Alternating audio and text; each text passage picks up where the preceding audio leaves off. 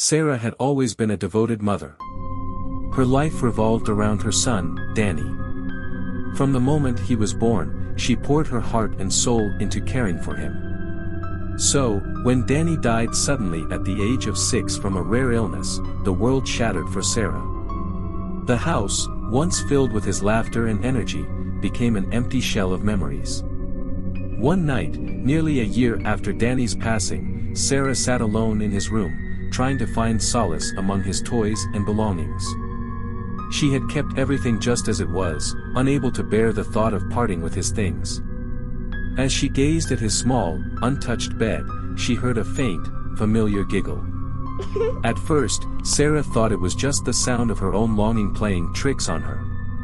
But the giggle came again, more distinct this time, followed by the sound of tiny footsteps padding across the floor. Her heart leapt with a mix of hope and dread. "Danny," she called softly, her voice trembling. The room fell silent. Sarah strained her ears, listening intently. Then she heard it, a soft whisper that seemed to drift through the air.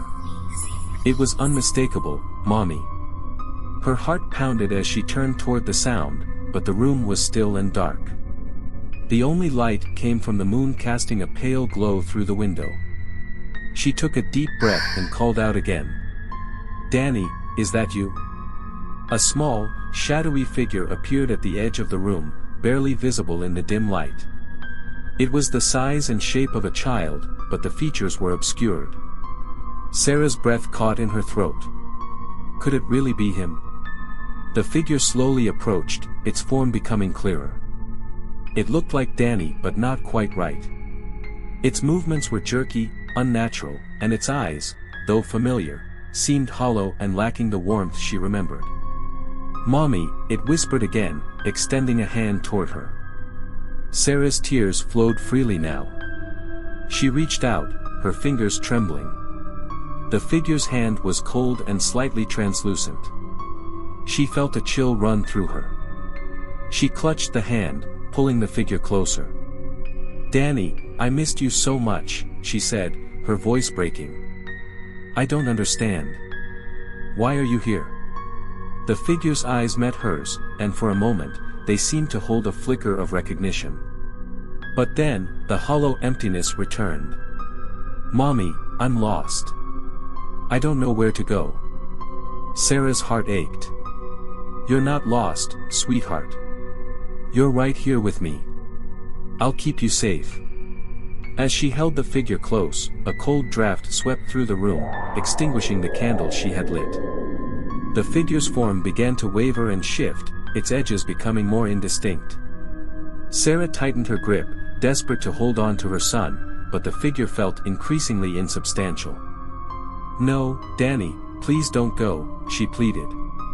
The figure's eyes widened, not with recognition but with a sense of something else, something unsettling. The face twisted into an expression of anguish, and it began to distort and blur. The voice that came next was no longer Danny's but something deeper, darker. "Not Danny.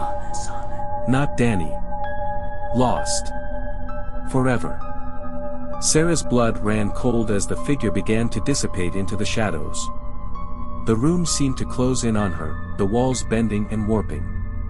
The whispers grew louder, a cacophony of anguished voices, echoing through the nursery. The figure vanished completely, leaving Sarah alone in the pitch-black room, trembling and gasping for breath. The overwhelming sense of loss and sorrow hung in the air, thick and oppressive. The next morning, Sarah found herself in Danny's room, surrounded by his toys and belongings, but the room felt cold and foreign. The small handprint she had seen on the wall was still there, but the figure was gone.